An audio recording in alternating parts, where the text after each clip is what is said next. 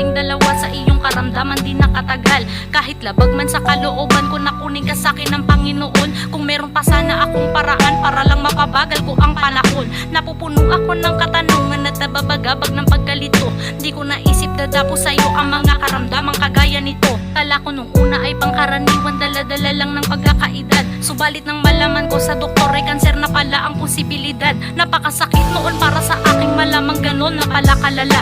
Pumuputi na pala ang dugo mo na dahilan ng iyong pamumutla. Kaya pala ganon pabalik-balik ang matataas mo na temperatura. At kahit ulitin ng laboratorio ay iisa ang lumabas na resulta. Nagtataka na ko at tila kanila na nauupos ang iyong katawan. Kaya pala pati antibiotic mo parang hindi ka tinatalaban. Minamadali na ako ng doktor kapag daw masalinan ka na ng dugo.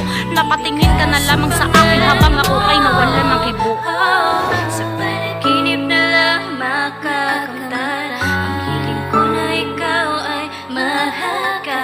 Natatanging biyaya na lubos kong pinasasalamat. Eto na pagdating sa ospital, agad ang ineksamin at kinumpirma. Sa daming ipinapaliwanag sa akin, di ko na maintindihan yung iba. Basta't ang malinaw kinakailangan natin dito ay malaking halaga. At itinatak ko sa aking isipang hindi kita iiwanan talaga.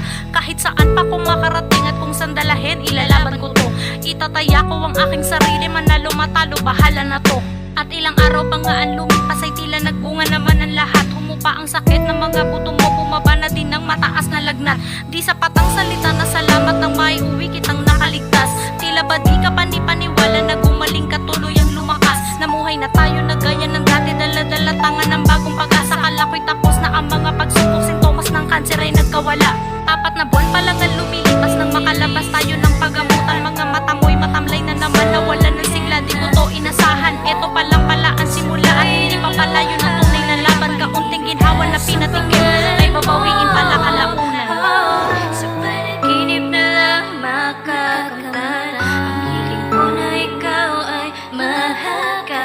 Natatanging biyaya na lubos kong pinasasalamat. Maski gustuhin kitang maibalik doon sa ospital at sa iyong doktor, ginusto mong manatili sa bahay, yun ang hiningi mo sa aking pabor. Ang sabi mo sa akin ay gagaling ka pagkat sinusubukan lang tayo ulit. Pero palala ka na ng palala, kumakalat na sa katawan ng sakit. Sa tuwing ipipilit mo na makabangon ay di ko makuha na tignan kita. Bawat kirot ng mga buto mo ay baka sa mukha mong di maipinta. Wala na ang gana sa iyong pagkain, nagdulot sa iyong mabilis na paghina. Hindi mo na rin magawang tumayo, nakatitig na lang palagi sa bintana. At kahit hindi mo man sa'kin aminin, batid ko na talo na tayo. Alam kong bilang na lang ang mga araw at mapipilitang iwanan mo na ko. Kaya tinitigan kita ng husto, malapit ko na itong hindi magawa.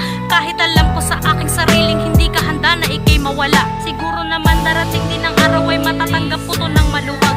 Oras na para ikay magpaalam, magpahinga na sa kanyang palapag. Tatatagan ko ang aking loob para makapaglakbay ka ng mapayapa. Maraming salamat at ipinaranas mo